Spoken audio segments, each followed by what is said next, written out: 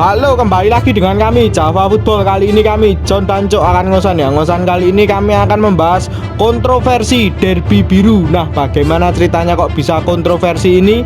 Oke, kita saksikan saja bersama.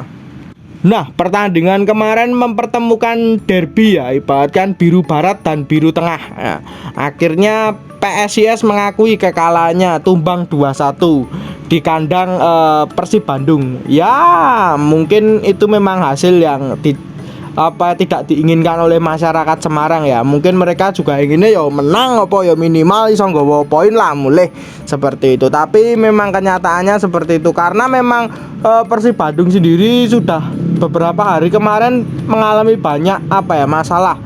Selain dipecatnya Robert Rini Albert, mereka juga mengalami ibaratkan itu kalah terus, butuh poin penting. Wah, 3 pertandingan hanya mendapatkan 1 poin Persib Bandung ini ya. Mungkin banyak didemo oleh Bobotoh ya. Bahkan Persib juga berada di peringkat bawah statusnya. Perlu dipahami lagi. Jadi mereka juga akan main ngotot gitu. Nah, akhirnya kan mereka juga menang dengan skor 2-1 walaupun pertandingan kemarin itu banyak sekali kontroversi, banyak sekali rame-rame lah intinya seperti itu di pertandingan kemarin dengan skor 2-1 walaupun sempat terjadi gol tapi dianulir itu. Nah, saya rasa saya kalau melihat PSIS Semarang ini bener konten-konten saya sebelumnya ya, PSIS sangat terlihat sekali tidak ada ujung tombak di depan. Permainan itu sangat biasanya Marukawai golek ini Fortes, biasanya Marukawai golek ini Fortes, akhirnya Fortes absen 4 pertandingan. Ini memang menjadi kerugian besar bagi klub PSIS Semarang yang sudah kita bahas kemarin-kemarin kontennya. Ya kalau ada penggantinya seperti Tibo seperti yang kemarin itu, menurut pandangan saya juga kurang mumpuni lah, masih belum bisa seperti Fortes ya, magisnya sih seperti itu. Nah, menurut pendapatmu Jok, pertandingan kemarin gimana nih dengan skor akhir 2-1? Persib juga akhirnya menang mendapat 3 poin ini. Nah, ya inilah wujud dari Liga Dagelan yang kita cintai. Kadang diuntungkan, kadang dirugikan oleh wasit. Yo wis ngene iki lah. Yo ancene babalan Indonesia. Tapi kalau kita lihat dari memang kualitas antara Persib dan PSIS, dan PSIS harus bermain away ke Bandung, ini hasil yang ya mengecewakan tapi juga nggak terlalu memalukan sih. Kalau dilihat memang perjuangan PSIS atau Bandung itu luar biasa. Jadi memang ya perlu diapresiasi lah. Karena memang sebenarnya ya kalau kita lihat sebenarnya kan harusnya imbang sih ya loh. Skornya 1-1, tapi karena ya wasit seperti itu ya udahlah ya. Tapi ini perlu warning dari coach Sergio ya. Sergio itu dipilih oleh manajemen PSIS. Dulunya itu kan mendegradasikan Persiraja Banda Aceh, terus diambil PSIS. Ini perlu warning lah ya. Kalau kita lihat itu kan klub-klub yang lain atau supporter yang lain pada teriak-teriak out dari kepada pelatih ya. Ini juga warning buat PSIS. Yang warning itu kan ada Persib Bandung, ada Persis Solo, ada Persik Kediri. Nah, ini PSIS bagaimana pelatihnya? Ya, walaupun PSIS ini sekarang mendapatkan poin 4 ya, yaitu memang poin yang cukup menurut pendapat saya pribadi, poinnya sudah lumayan lah kalau untuk PSIS ini. Berbeda dengan Rans, Persik Kediri, lalu Persib ya, yang kemarin mendapat cuma poin 1. Terus Persis Solo itu berbeda juga. Statusnya kan masih aman PSIS lah daripada Persib Bandung dan Persis Solo ini. Nah, kalau PSIS kemarin kan pertandingan yang kontroversi kan memang lemparan ke dalam dari Alfredo Dewangga ya. Alfredo Dewangga itu lemparan ke dalamnya akhirnya masuk ke gawang Persib Bandung dan mereka juga sempat merayakan gol. Wah, setelah melihat tayangan ya wasitnya agak pelin-pelan sih sebenarnya. Di Indonesia itu agak terlalu pelin-pelan ya, ataupun gimana ya. Ya keputusannya sering mendapatkan kontroversi ya, memang seperti itu. Kualitas wasit di Indonesia ini memang dari dulu tidak berubah. Bahkan saat ini mungkin tergolong lebih buruk daripada tahun-tahun kemarin. Mungkin ya, itu asumsi saya pribadi. Nah, pertandingannya Dewangga lemparan ke dalam akhirnya masuk ke gawang. Wah, kalau saya melihat law of the game dari FIFA, memang itu kalau tidak menyentuh satu pemain pun bisa menjadi apa ya, corner atau apa, cuma goal kick lah ibaratnya seperti itu. Kalau goal kick itu lemparannya tidak apa ya, tidak masuk ke gawang, tapi kalau masuk ke gawang itu seharusnya menjadi corner lah. Kemarin itu cuma menjadi goal kick lah, itu pun juga masih kontroversi. Apakah bolanya menyentuh kiper atau tidak pun juga menjadi kontroversi, karena memang bolanya terjadi lemparan itu masuk ke kolong kiper Imade gitu. Menurut pendapatmu gimana ini, Cuk? Apakah itu bolanya menyentuh atau tidak itu? Menurut pendapatmu aja ini hampir mirip dengan kasusnya Arhan waktu melawan Timor Leste ini, lemparan ke dalamnya masuk, tapi waktu itu kan memang terkena pemainnya Timor Leste ya.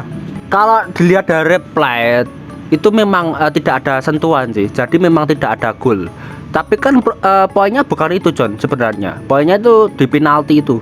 Penalti itu sebenarnya kan awalnya penalti itu nggak gol ya, tapi diulang padahal nggak ada apa-apa. Nah, penalti kedua gol, tapi kan itu ada pemainnya Persib maju. Nah, kalau dilihat, coba kalian lihat di pengamat sepak bola atau akun pengamat sepak bola di Instagram, itu kan sudah ada pembahasannya di situ, sudah ada replay golnya, terus sudah ada law of the game-nya. Nah, itu bisa dilihat lah.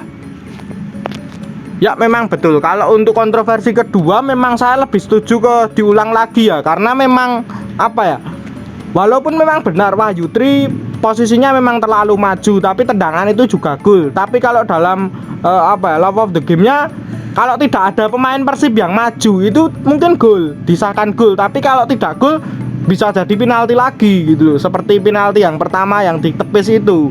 Nah, tapi ini ada pemain Persib Mark Lok ya. Mark Lok itu terlihat mencolong start terlebih dahulu ya. Itu menjadi kontroversi sampai saat ini yang mungkin diperdebatkan ya. Itu harusnya memang diulang lah.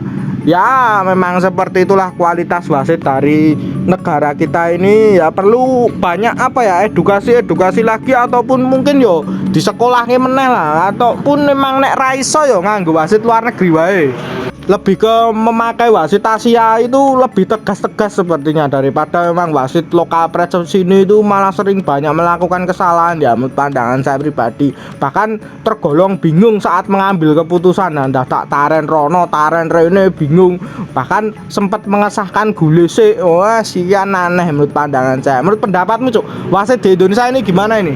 Wah, kacau, John, wasitnya. Kalau ada teriakan dari supporter Indonesia, wasit goblok, ya bener sih kadang gitu. Soalnya ya ngawur, yang marake sing nonton ya gregeten, terus marake emosi gitu. Karena memang sudah ada tambahan wasit, sudah ada apa ya, alat bantu dari wasit itu untuk berkomunikasi antara wasit satu dan satunya. Tapi kok ya cek pekok lho kadang, bagi kadang ya ruwet sih. Kalau pakai VAR itu juga ya nggak mungkin, Indonesia nggak punya dana, karena kalau pakai VAR itu kan dananya besar sih. Satu pertandingan itu bisa menelan ratusan juta atau 1 miliar atau gimana ya, saya kurang detail sih bacanya, tapi sekitar ratusan juta lah, 1 miliaran ya. Nah, terus masalah di stadion Indonesia juga tidak representatif untuk penggunaan VAR. Jadi solusinya bener sih, John, tadi pakai wasit asing aja. Wong ya juga udah dicoba berulang kali, sudah dikasih solusi apapun, tapi ya juga nggak bisa ngefek. Akhirnya ya gini aja lah, pakai wasit asing dari mungkin Jepang lah, Jepang, Korea, mungkin wasit-wasitnya ya lumayan ketoke lho ya. Ya betul, memang harusnya sih seperti itu ya. Kalau diberi hukuman mungkin sudah sangat sering ya. Saya dengar memang ada beberapa wasit yang diberi hukuman oleh PSSI dan apa itu tidak dipekerjakan selama beberapa bulan. Tapi nek beberapa bulan kan dipekerjakan meneh, dan kuwi ngono meneh ya padha wae sebenarnya sih, menurut pandangan saya pribadi. Karena memang kualitasnya cukup tidak memadai, atau mungkin biyen pas sekolah ya mungkin ora mangkat atau apa piye ya, sok mungkin turu apa piye ora ngerti lah, mungkin seperti itu ya. Karena memang keterbatasan juga sih kalau wasit di Indonesia ini mungkin banyak menjadi kontroversi. Ya mungkin harapan saya ke depannya memang kalau untuk PSIS Semarang sendiri ini sudah lebih mendingan lah, tinggal menunggu Fortes saja seperti apa nanti kondisinya, segera pulih atau gimana, atau mungkin ya susah sih kalau memang cedera seperti itu juga saya dengar nih. Wah, sampai dipijetke juga, sampai dingene-ngene wah susah juga. Nah, agar bisa lebih baik juga nih menemukan apa ya, Tibo harapannya kan kepada Tibo itu bisa top perform lagi, ataupun Hari Nur juga bisa top perform lagi agar bisa menjadi ujung tombak yang sangar, ora gor bertumpu sama Marukawa dan Wawan gitu aja. Nah mungkin itu dulu saja perbincangan kita, jangan lupa like, comment, subscribe.